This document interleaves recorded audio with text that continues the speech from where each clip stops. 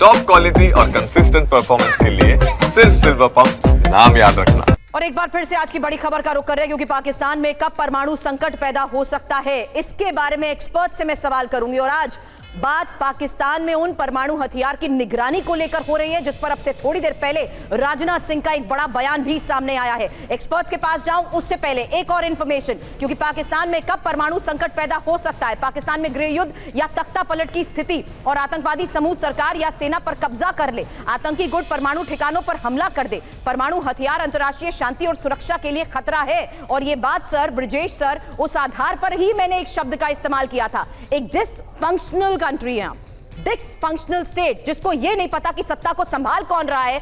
उस लिहाज से अगर समझा जाए तो आतंकी गुट परमाणु ठिकानों पर हमला कर दें या परमाणु हथियार अंतर्राष्ट्रीय शांति और सुरक्षा के लिए खतरा साबित हो जाए, ये साफ नजर आता है इस लिहाज से। ये इस तरह का संदेह होना हमारे जो पश्चिम नेबर है, वो एक रोग स्टेट जो हम कहते हैं पाकिस्तान के लिए, उचित ही कहा है। हालांकि ये भी बात सही है कि परमाणु ऊर्जा या परमाणु बम के पास पहुंचने के लिए बहुत मुशक्कत करनी पड़ती है और पूरे दुनिया के जो देश हैं उसको रोकते हैं। ये उदाहरण अगर हम दें ईरान का या फिर नॉर्थ कोरिया का, तो ये नजर आता है कि कई सालों से उसके लोग पीछे पड़े। हालांकि पाकिस्तान ने क्या कहते हैं छुपे और तरीके से एक न्यूक्लियर स्टेट बन गया है, और उसका उसने ऐलान भी कर दिया था 1900 हमारे जो ब्रास ट्रैक एक्सरसाइज चल रहे थे उस समय, किसी तरीके से 1987-88। और उसके बाद में हम लोगों की एक राजीव गांधी हमारे प्राइम मिनिस्टर थे और वहां पे बेनजीर भुट्टो थी, एक संधि भी हुई थी 31 दिसंबर 1988 में कि हम एक दूसरे के न्यूक्लियर प्लांट के ऊपर में या वॉर मटेरियल पे या न्यूक्लियर जो उसके जो एक्सेसरीज हैं पे हमला नहीं करेंगे। और साथ साथ हम एक तारीख को हर एक साल एक दूसरे के साथ में अपनी लिस्ट भी भेजते हैं, हमारे न्यूक्लियर संस्थान कौन कौन सी है। और बीच में जब हमारा पराक्रम हुआ, उसके बाद में कारगिल युद्ध हुआ, उसके बाद में जब हम पूरे तैनात भी हो गए थे बालाकोट है को, ये कार्यवाही चलती रही है। तो ये एक ऑफिशियल चीजें हैं जो ठीक चल रही हैं। मगर बात यह है कि पाकिस्तान हमेशा न्यूक्लियर ब्लैकमेल का इस्तेमाल करता है दो तरीके से। एक हमारे साथ कि देखिए आप हम पे कुछ कीजिएगा तो हम न्यूक्लियर पावर हैं, आपको विध्वंस कर देंगे। तो धीरे धीरे करके इंक्रीमेंटली ये चलती आ रही कहानी 1999 कारगिल के तरफ के समय से, और इस दफा हम लोगों ने देखा है कि उसको हमने दरकिनार किया, नजरअंदाज किया, और जाके पाकिस्तान को डीप में हमने बमबारी की। दूसरी चीज वो कहते रहे हैं दुनिया को, देखिए भारत अगर हम पे अटैक करेगा, हम न्यूक्लियर पावर हैं, हम न्यूक्लियर बॉम्ब का इस्तेमाल करेंगे। ये वो करता रहा है as a tactics, as a state tactics, कि दुनिया उससे डर जाए और भारत के साथ उसको प्रेशर डाले कि भारत कोई कार्रवाई नहीं करे। टैक्टिक ही सही, तो लेकिन जिस तरीके से वो प्रोजेक्शन करता है, इसमें अगर आप हमारी स्क्रीन भी देख रहे हो तो हम दिखा रहे हैं पाकिस्तान, आईएसआई और आतंकवादी परमाणु संकट ही इसका अर्थ निकलता है। हालांकि अचल सर सवाल आपसे उस आधार पर करूंगी क्योंकि हम वाकिफ हैं कि किस तरीके से तमाम परमाणु ठिकानों की निगरानी IAEA करता है, और अगर ऐसे में IAEA को एक्शन लेना हो तो वो कैसे लेगा, ये आपसे सवाल भी करूंगी। उससे पहले इंफॉर्मेशन, क्योंकि जो सीक्रेट साइट्स होती हैं उनकी पहचान की जाती है और परमाणु सामग्री भी जब्त की जाती है, परमाणु साइट सील की जाती है, परमाणु हथियार अंतर्राष्ट्रीय नियंत्रण में और साथ ही UN सुरक्षा परिषद से आदेश भी लिया जाता है। इस बीच नेटो या UN पीस कीपिंग फोर्स की मौजूदगी में जिस तरीके से ये तमाम निगरानी और एक्शन की बात की जाती है, क्या ये संभव है सर पाकिस्तान के केस में? अचल सर देखिए, थोड़ा इतिहास में जाना पड़ेगा।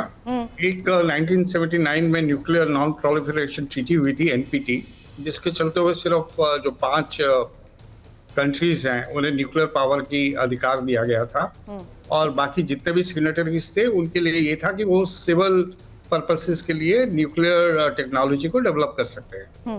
भारत ने अपने इंटरेस्ट में, क्योंकि भारत को एक्सक्लूड किया जा रहा था, तो भारत ने वो NPT साइन नहीं की थी। पाकिस्तान ने भी साइन नहीं की और इजराइल ने भी साइन नहीं की। हम दोनों नॉन सिग्नेटरीज हैं, इंडिया और पाकिस्तान एनपीटी के, लेकिन भारत और एक क्वालिटेटिव डिफरेंस है कि भारत का न्यूक्लियर प्रोग्राम है बहुत ही क्रेडिबल है, इम्पेकेबल है, और इस पर पूरी दुनिया को विश्वास है। और इसका प्रूफ क्या है? प्रूफ ये है कि 2008 में न्यूक्लियर सप्लायर्स ग्रुप ने वेवर दिया, यानी जितने भी मेंबर्स हैं न्यूक्लियर सप्लायर ग्रुप के बड़े बड़े, यूनाइटेड स्टेट्स ऑफ अमेरिका से लेकर ऑस्ट्रेलिया, न्यूजीलैंड, तमाम उन सबको इजाजत दी गई कि वो भारत के साथ न्यूक्लियर ट्रेड कर सके। यानी कोई भी टेक्नोलॉजी, ड्यूल यूज टेक्नोलॉजी भी है, वो भारत के साथ ट्रेड कर सकते हैं। Right sir. भारत ने कॉन्फिडेंस जनरेट करने के लिए IAEA के साथ एक सिविल न्यूक्लियर सेफगार्ड्स एग्रीमेंट किया, जिसके चलते हुए हमारी सिविल न्यूक्लियर जो फैसिलिटीज हैं वो IAEA की सेफगार्ड में आ गई। अब पाकिस्तान पे आइए तो पाकिस्तान का रिकॉर्ड टोटली डिफरेंट है। Right sir. बहुत ही खराब रिकॉर्ड है। इनके जो अब्दुल कादिर खान, जिन्हें ये अपने कंट्री में father of the atomic bomb के नाम से कहते हैं, वो एक क्लैंडस्टाइन न्यूक्लियर नेटवर्क चलाते थे, जिसके अमेरिका ने जानकारी भी दी थी पाकिस्तान को। और वो जो गलत तरीके से इन्होंने अपना न्यूक्लियर प्रोग्राम भी बढ़ाया और दूसरी कंट्रीज, नॉर्थ कोरिया और कई दूसरी कंट्रीज के साथ न्यूक्लियर टेक्नोलॉजी को शेयर किया। इनका रिकॉर्ड शुरू से ही टेंटेड है। ये IAEA के साथ इनका कोई भी किसी भी किस्म का एग्रीमेंट नहीं है।